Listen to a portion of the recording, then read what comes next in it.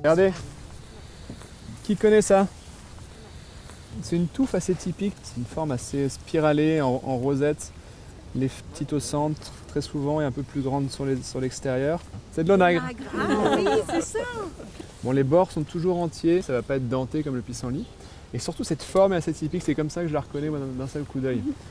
Mais sinon, si vous avez un doute avec un pissenlit par exemple, vous cassez la feuille et vous voyez qu'il n'y a pas de latex.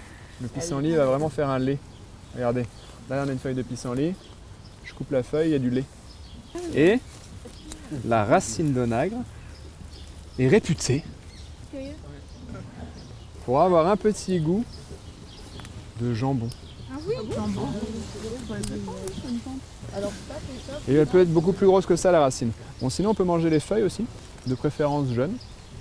On pourra manger les fleurs. L'onagre ça grimpe à 1,50 m. Il y a des jolies fleurs jaunes qui se mangent aussi. Et les graines d'onagre qui contiennent des bons oméga 3 se mangent aussi. Donc c'est une plante qui peut être assez abondante dans la nature. Assez facile à reconnaître. Puis regardez bien cette forme là, typique. Les propriétés médicinales de l'onagre sont les propriétés de l'huile extraite de ces graines. Ah oui, c'est ça. Donc on les conseille notamment pour le syndrome prémenstruel, mais aussi pour les problèmes de peau. Une bonne huile pour la peau. Et elle peut être plus grosse que ça, je suis déçu. Tapez racines d'onagre sur internet, vous en verrez les plus belles. Pour déraciner les plantes, le mieux c'est d'avoir une pelle plus ou moins grande en fonction de la taille de la racine et de la dureté du sol. Mais si vous voulez toujours être prêt à avoir votre racine, vous pouvez avoir un couteau sur vous. Je vous conseille un couteau avec une lame épaisse et avec une lame qui va dans le manche, donc un couteau non pliable. Me voici dans un magnifique champ de berce commune, qu'on appelle aussi berce spondyle. En cette saison, on peut cueillir les petits fruits secs, mais aussi ses racines, un peu moins connues, mais très sympas. Voilà, bon, elle peut être plus grosse que ça, hein. Je vous conseille vraiment des outils, une pelle, hein, parce que c'est quand même un peu compliqué avec un couteau pour celle-ci, bien que ça marche. Mais si on en veut beaucoup, il en faut un peu plus. C'est une racine qui va se manger et qui va être relevée, un peu piquante. Donc on peut la récupérer un peu toute l'année vu que la berce est une plante vivace, donc pas obligatoirement à l'automne, bien que ce soit optimal. Vous pouvez la faire revenue à la poêle, vous pouvez en mettre un petit peu dans un bouillon, vous pouvez en faire des pestos. C'est cool d'avoir des plantes qui sont un peu poivrées, un peu piquantes. Ça rappelle aussi un peu la carotte, hein. On est dans la même famille que la carotte. Donc c'est la berce commune, hein. À l'automne, on a aussi souvent des jeunes pousses qui repartent, hein, du sol. Donc c'est une plante qu'on peut cueillir toute l'année. Ah, les jeunes pousses, c'est très bon aussi revenu à la poêle, c'est très bon en pesto, cru ou cuit, en légumes lacto-fermentés, en soupe, en farce pour les chaussons, sur une tarte. Voilà, la berce, c'est un régal, j'adore cette plante. On peut éventuellement confondre la berce commune avec la berce du Caucase. La berce du Caucase, son jus, son suc est très phototoxique, c'est-à-dire au niveau de la peau, à la lumière, ça va vous faire des brûlures, des cloques assez graves automatiquement. La berce commune l'est un peu, donc si vous voulez en cueillir beaucoup de feuilles, hein, prenez des gants, c'est mieux. La benoîte est connue pour ses racines secondaires fines qui ont un petit goût de clou de girofle. Très sympa parce que dans les racines secondaires surtout, parce qu'il y a un pivot, il y a les racines secondaires ensuite, il va y avoir une molécule qui s'appelle l'eugénol qui est présente également dans le clou de girofle. Il y en a bien sûr moins que dans le clou de girofle, ça sera moins puissant que le clou de girofle, il faudra en mettre plus pour avoir autant de parfum. Mais en plus de ce parfum de clou de girofle, il y a un côté fumé très sympa. Par exemple, ça donne dans une tartinade avec des champignons, ça donne un côté, je trouve, sauce barbecue, c'est trop bon. Vous pouvez en faire des vinaigrettes, vous pouvez en mettre dans les pains d'épices, faire du vin chaud aromatisé, jus de pomme aromatisé, juste en nettoyant les racines, en mixant avec du jus de pomme, et hop, on filtre, c'est prêt, c'est aromatisé, c'est trop bon. Faire des cocktails, enfin plein de choses, quoi. Une épice de chez nous, chers amis, délicieux, très apprécié. Au niveau des propriétés médicinales, traditionnellement on utilise surtout les parties souterraines, mais potentiellement on peut utiliser la plante entière parce qu'elle contient des tanins à la fois dans les parties souterraines et dans les feuilles.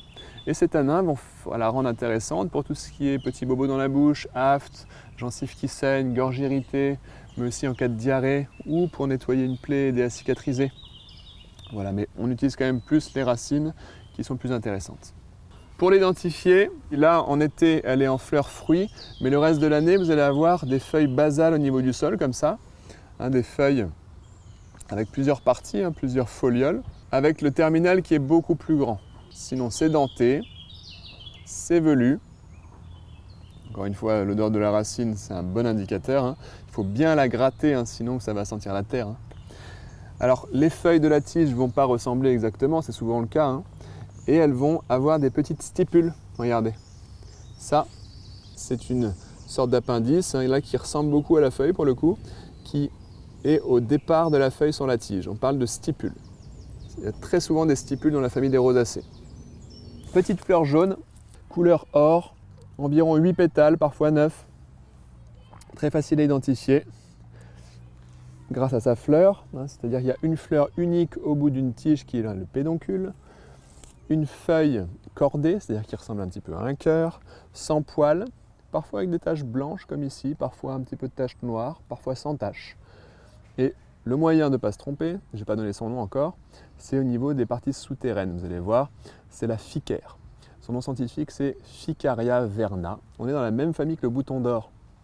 Mais pour ne pas le confondre avec le bouton d'or, par exemple, le bouton d'or, lui, va avoir une tige qui se ramifie et qui porte plusieurs fleurs qui vont avoir 5 pétales. Là, on en a plus. Alors, je vous montre les parties souterraines.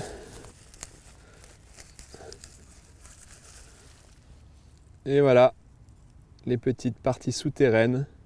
La partie utilisée dans cette plante, ce sont justement ces tubercules et on l'appelle la plante aux hémorroïdes. Donc on utilise les tubercules, on fait une décoction et la décoction, on peut l'appliquer directement sur les hémorroïdes pour aider à les soigner, hein, pour redonner leur intégrité aux veines, parce que les hémorroïdes, c'est des veines gonflées, calmer l'inflammation, etc. Voilà. Vous trouvez dans certains bouquins qu'on peut manger les jeunes feuilles avant que les fleurs n'arrivent. Mais nous, on déconseille parce qu'elles contiennent quand même des molécules irritantes des muqueuses. Si vous voulez éliminer ces molécules, c'est possible, il faut faire sécher la plante. À ce moment-là, vous pourrez en manger. L'ortie, elle fait des rhizomes. Des rhizomes sont des tiges souterraines. Donc quand la graine germe, hop, il y a des petites racines qui se font. Et ensuite, la tige qui trace sous le sol. Et de cette tige souterraine partent des tiges dressées. Donc une ortie, un pied, une maison, va donner beaucoup de tiges dressées, donc d'ortie mâle ou d'ortie femelle. Pour récupérer les parties souterraines, on attend que les plantes aient terminé leur cycle. Si elles sont en train de faire leurs fleurs, leurs fruits, leurs graines, elles puisent un peu dans les parties souterraines. Quand elles ont terminé, c'est comme si tout allait se concentrer dans les racines. Les racines sont utilisées pour les problèmes de prostate. Les débuts d'hypertrophie de la prostate avec les débuts des symptômes qui sont liés. Donc problème à uriner, problème à avoir des érections, envie d'uriner fréquente, ce qui peut entraîner sur le long terme des problèmes plus graves comme des infections, etc. La prévention, ça va être des décoctions de parties souterraines d'ortie. Pourquoi décoction? Parce que c'est coriace. Quand c'est coriace, on fait bouillir à couvert, on laisse refroidir, on boit des petites tasses comme ça régulièrement. Vous pouvez aussi faire des macérations alcooliques, c'est-à-dire des teintures ou des alcoolatures, c'est-à-dire macérer les parties souterraines dans de l'alcool, le minimum 55 degrés si la racine est fraîche. Vous coupez des petits morceaux, vous mettez ça dans un bocal, vous avez pesé, vous avez 100 grammes, disons pour simplifier, vous mettez 200 grammes de rhum à 55 degrés, vous remuez tous les 2 jours, pendant 3 semaines, vous filtrez, vous avez une alcoolature de parties souterraines d'ortie. Et vous pouvez le faire aussi avec les parties souterraines séchées. Quand c'est sec, on appelle ça une teinture officinale et on met pour 100 grammes, 500 grammes de vodka. Au bout de 3 semaines, 1 mois, on a remué tous les 2 jours, on filtre, on a notre petit flacon, on est content et on prend quelques gouttes diluées dans l'eau. Que vois-je? Un magnifique pissenlit! Parce que l'automne, c'est aussi la saison des racines de pissenlit, mais on peut aussi manger leurs feuilles, vous allez voir. Alors la racine de pissenlit, elle se mange, elle est très bonne. Moi j'aime bien la faire à la poêle, revenue pendant environ 20-25 minutes jusqu'à bien la dorer. Et ça a un goût de frites aromatiques, trop bon. Avec du sel à l'apéro, même les enfants ils adorent. On peut aussi en faire des purées, on peut aussi les faire torréfier au four, comme les racines de chicorée, en faire un succédé de café. Et on peut aussi manger ces feuilles qui sont bonnes. Même à l'automne, hein, comme vous voyez, il y a des jeunes feuilles là. On peut faire en salade, mais on peut aussi les faire comme des légumes. Tout simplement, par exemple, bouillis 1 minute et ensuite un petit filet d'huile d'olive. Ou alors on peut les faire mijoter avec des pommes, une petite sauce au vin par exemple, ou juste un peu de sauce soja, ou juste du beurre. Au niveau des propriétés médicinales, on peut utiliser la plante entière, mais à l'automne, ce qui est optimal, ce sont ses racines, qui vont être intéressantes pour le foie, mais aussi au niveau des reins, diurétiques. Donc c'est stimulant hépatique, diurétique et tonique digestif. On parle de plantes toniques digestives ou toniques amères. Ça va aider à mieux digérer. Donc si vous avez une digestion un peu lente, lourde, n'hésitez pas à prendre du pissenlit avant le repas pour à la fois augmenter votre appétit et améliorer la digestion. Alors rapidement au niveau des feuilles, pour être sûr que c'est le pissenlit, il faut que ce soit lobé pointu. Les lobes, vous voyez, on dirait un peu des dents de lion, des canines, bien pointues, et que cette nervure principale ici soit arrondie. C'est important. Et bien sûr, mais ça c'est pas spécifique au pissenlit, c'est spécifique aux plantes de ce groupe, il nous faut le petit lait, ce petit latex blanc. Mais si vous voulez être sûr et certain pour le pissenlit, le pédoncule, cette espèce de tige qui porte une seule inflorescence, pédoncule creux, là vous êtes sûr et certain. Alors, nous sommes face à la bardane. La bardane qui va avoir des feuilles lancéolées, qui peuvent être plus grandes que ça.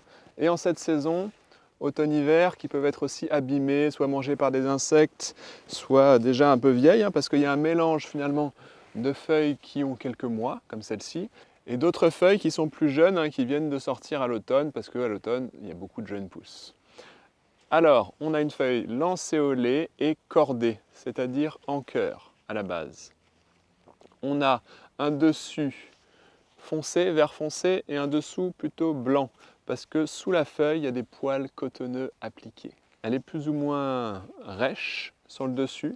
Quand elle est jeune, c'est assez doux quand même. Donc potentiellement, il y aurait une confusion possible avec la digitale qui va avoir des feuilles douces, mais avec une couleur homogène dessus-dessous, non cordée. Donc finalement, ça ne se ressemble pas tant que ça, mais on ne sait jamais, mieux vaut prévenir que guérir, que mourir. Alors, sa racine nécessite vraiment pour le coup une pelle parce que c'est une racine pivot qui fait entre 30 et 50 cm, assez grosse, très intéressante, cultivée même au Japon et qui s'appelle là-bas gobo. Vous pouvez même la trouver en épicerie japonaise, à Paris par exemple. Donc c'est une racine très bonne, vous pouvez la faire crue, vous pouvez la faire cuite. C'est un goût doux, délicat, très sympa, un peu sucré, qui rappelle un peu l'artichaut dans ce genre de parfum-là. D'ailleurs, c'est une plante, la bardane, de la famille de l'artichaut, on est dans la famille des astéracées. C'est aussi une plante qui a des propriétés médicinales qu'on utilise surtout pour les problèmes de peau, acné, eczéma, etc. À la fois en externe et en interne. Sachez tout de même que tout se mange dans la bardane, les feuilles, la jeune tige quand elle est souple, vous pouvez la peler et la croquer. Vous pouvez manger les fleurs en déco comme ça dans les assiettes, c'est un peu sucré comme les fleurs de trèfle. Et voilà, chouette plante à connaître, très abondante. Alors, une plante un peu moins connue dans ses usages, la saponaire officinale. Là, on a la chance de la voir en fleurs, mais en cette saison, elle va plutôt être en fruits comme ça.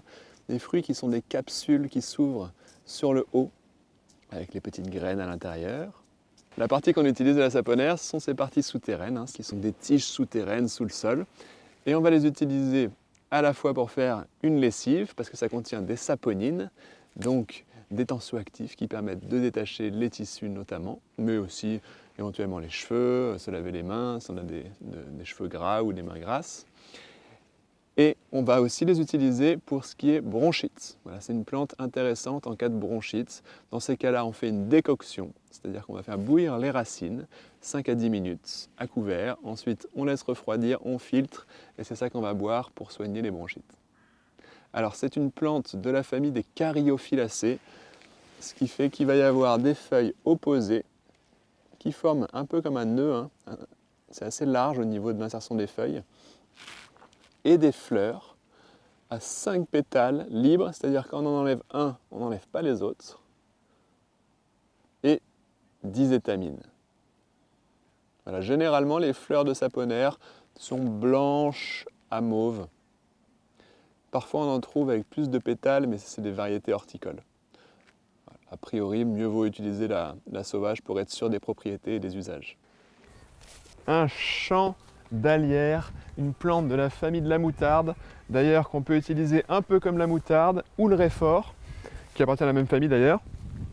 C'est une plante assez facile à identifier si on a de l'odorat, parce que ces feuilles, si vous les froissez entre vos doigts sous le nez, sentent l'ail.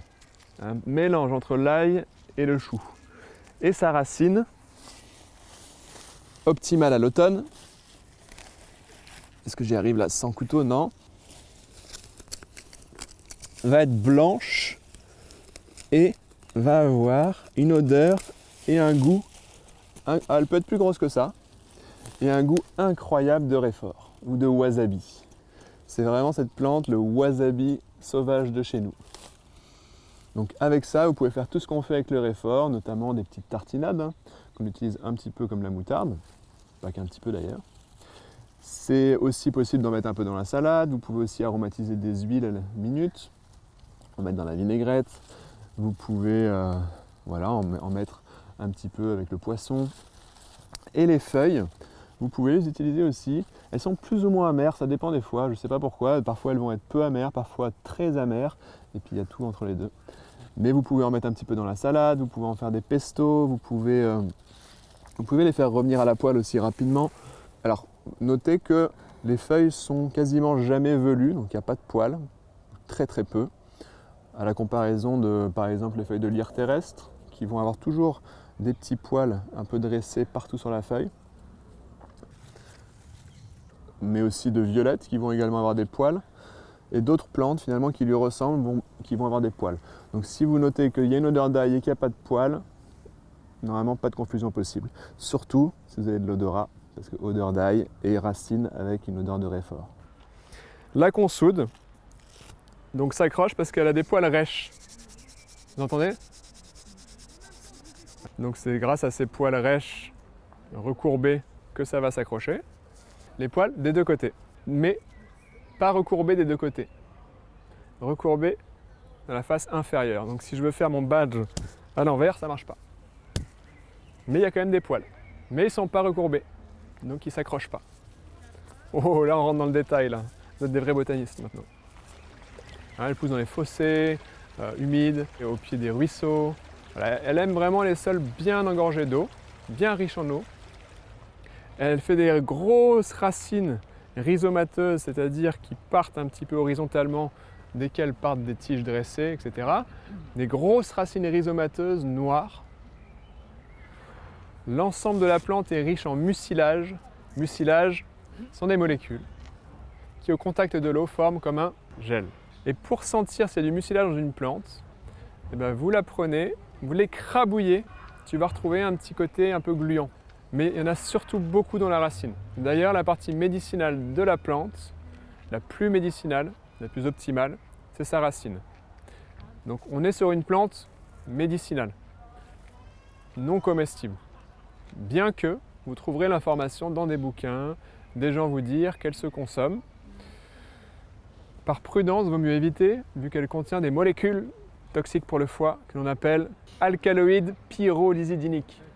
Si on en mange une grosse quantité, en une fois par exemple, là on risque vraiment d'obturer la veine hépatique.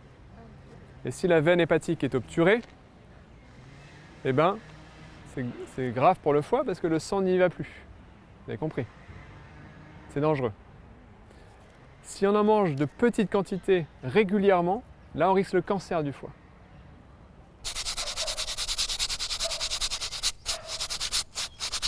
La confusion la plus connue, c'est la confusion avec la digitale. Mais la digitale ne va pas s'accrocher à votre pull, n'aura pas les poils rêches, au contraire, les poils sont tout doux. La confusion est vraiment au stade des feuilles, c'est-à-dire que quand elle est en fleurs, les fleurs de digitale sont grandes comme ça, 4-5 cm, alors que là, vous vous rappelez, c'est 1,5 cm maximum. C'est une plante vivace, donc on peut récolter ses racines un peu quand on veut, bien que théoriquement, c'est optimal plutôt automne-hiver, quand la plante n'est pas en train de faire ses fleurs et ses fruits et ses graines. On récupère les racines, on peut faire des macérats huileux, on peut faire des alcoolatures et l'appliquer pour tout ce qui est hématomes, contusions, douleurs, petites déchirures ligamentaires, tendineuses, musculaires, problèmes de peau, cicatrisation, etc. etc. C'est une super plante de survie, c'est une super plante pour les bobos. Ça a des propriétés en commun avec l'arnica, mais ça en a en plus. Parce que l'arnica n'est pas utilisé comme cicatrisant, par exemple. Là, on a des fleurs plutôt jaunes, jaune verdâtre. C'est le masseron, la même famille que le cerfeuil des bois, la famille des apiacées. Pourquoi? Parce qu'on voit notre fameuse inflorescence là, notre belle ombelle d'ombellule, avec les tiges qui partent du même point. Et au bout de la tige, on voit à nouveau des petites tiges qui partent du même point. C'est une plante qui a été cultivée comme légume, mais ça a été remplacé par le céleri. Tout est comestible. Vous pouvez manger la racine, une belle grosse racine. Vous pouvez manger la jeune tige, vous pouvez manger les feuilles, vous pouvez manger les fleurs. Et bientôt, on pourra avoir les fruits, qui sont des fruits noirs, qui sont à la fois très aromatiques et un peu poivrés. Donc vous pouvez les utiliser comme du poivre, un bon condiment quoi. Si vous voulez utiliser la racine, il faut l'utiliser avant que la tige ne sorte. Pourquoi? Parce qu'une fois qu'elle va faire ses graines, elle va mourir. Ça ressemble plutôt à des plantes comestibles. Ça ressemble à l'angélique des bois, qui se mange aussi. Ça ressemble à l'impératoire, qui est une plante qui pousse dans les montagnes. Ça ressemble à des possédants. En tout cas, ça ressemble à des plantes de montagne plutôt, ou à l'angélique ici, qui sont toutes comestibles. Si on a un doute, on ne cueille pas pour manger. Il y a une odeur incroyable, vraiment typique. C'est moi ça. Faites passer, sentez l'odeur. Ah, c'est pas une plante médicinale vraiment utilisée. C'est vraiment une plante plutôt comestible, hein, aromatique, mais qui peut aider à la digestion quand même. Elle était utilisée à l'époque comme digestive. Plutôt les fruits et la racine. Il y a quelques plantes qui piquent, qui ne sont pas des chardons, qui ne sont pas des plantes de la famille des astéracées. Notamment celle-ci, qu'on appelle le panicaut champêtre. On a le panicaut maritime aussi, qui va être plus bleu. Et les panicots se mangent. On mange les racines et les jeunes pousses. Il est très abondant, hein, en tout cas au bois de Vincennes. C'est une plante très commune, on la voit beaucoup. Voilà, c'est pour vous montrer que dans la famille des apiacées, il y a un peu d'exception, quoi. Et pareil, hein, dans la famille des astéracées, il ne faut pas retenir que tout ce qui pique, c'est forcément un chardon de la famille des astéracées, quoi. La macette, on peut manger les jeunes tiges. La macette qui fait une espèce de gros bâton marron assez gros, et quand c'est en fruits, ça fait des fruits avec des poils très fins, comme du coton, mais qui gonflent vite. Et puis après, ça s'est pris au vent, et les petites graines, elles partent au vent, quoi. Donc ça, c'est la macette. La macette, on peut manger aussi l'intérieur de la tige et les racines, les rhizomes, hein, qui sont très riches en amidon. Donc on peut vraiment récupérer la fécule des rhizomes de macette et se faire des sortes de galettes avec. Hein, c'est une bonne plante de survie, parce que parfois, il y en a beaucoup, la macette. Je vais vous parler maintenant du panais, le panais sauvage. Le panais sauvage qui appartient à la famille des apiacées, qu'on appelait avant ombellifères, du fait de ces ombelles d'ombellule. Le panais ressemble pas mal à d'autres plantes, comme la berce surtout, sauf que, si vous regardez ces feuilles, à la fois sur la tige ici, ou les feuilles basales, ce sont des feuilles composées de plusieurs parties, et les folioles ne vont pas avoir de petites tiges qu'on appelle des petits pétiolules. Ça, c'est le pétiole. Et s'il y avait eu une petite tige ici qui écartait la foliole du rachis principal, ça s'appellerait un pétiolule. Il n'y en a pas ou presque pas chez le panais, alors que pour la berce commune, il y a un pétiolule. On peut manger la jeune tige quand elle est souple. On peut manger les fruits qui sont très parfumés, ça rappelle un peu le zeste d'orange comme la berce. Et les feuilles, elles rappellent un petit peu le goût de panais d'ailleurs, hein. Sa racine, parfum de panais impressionnant. Bon, les racines sont plus petites que les racines de panais qu'on trouve dans le marché, parce que c'est une espèce qui a été sélectionnée. Donc elle est plus petite en sauvage. Tout se mange. Au niveau des propriétés médicinales, on peut utiliser les fruits secs et les racines pour calmer les spasmes digestifs. Donc c'est intéressant pour ça, par exemple sous forme de teinture mère. Voilà, c'est une plante qui pousse plutôt dans les sols secs et basiques. Notez que le panais est très phototoxique, donc quand vous le récoltez, mettez des gants, parce que si le jus de la plante se met sur votre peau à la lumière, vous risquez des brûlures pouvant être assez graves.